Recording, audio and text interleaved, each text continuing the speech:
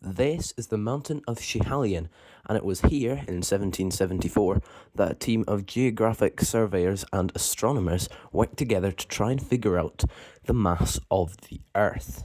Now, how does one go about finding the mass of the Earth? Well, I don't really know because I'm not a scientist, but I'm going to try and explain to the best of my ability.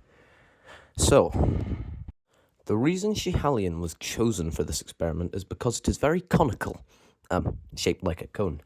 This is important because they want the sides to be nice and steep, and it is also fairly isolated. There are no other really big mountains for quite a while around, because it's not like in the Cairngorms or the Grampians or anything. So it was the perfect choice. So what they did to start with was they'd have one bothy on the north side and another bothy on the south side.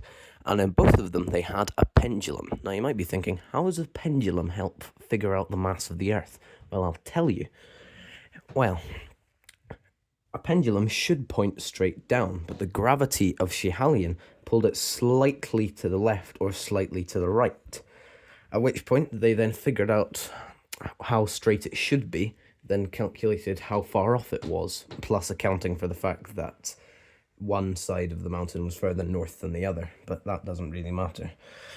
So they figured out that the deflection was 11.6, and the lead astronomer, who was the Astronomer Royal at the time, Maskelyne, he published his results, and he reckoned that if the mean densities of Schiehallion and the Earth were equal, based on rough sketches of the mountain, the deflection of the pendulum should have been 20.9, but as we've already discussed, it wasn't. It was 11.6. So this means that the deflection was roughly half this. So the mean density of the mountain of Schiehallion was roughly half of the mean density of the Earth itself.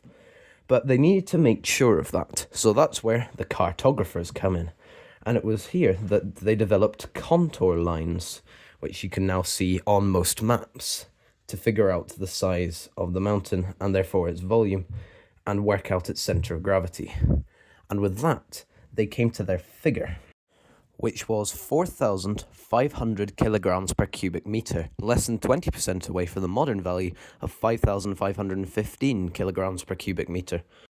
So it was pretty good, apart from the fact that just a few years later, some guy called Henry Cavendish figured it out by using two massive bits of lead or something. I don't really know how that one works. I'm not even going to try and explain that.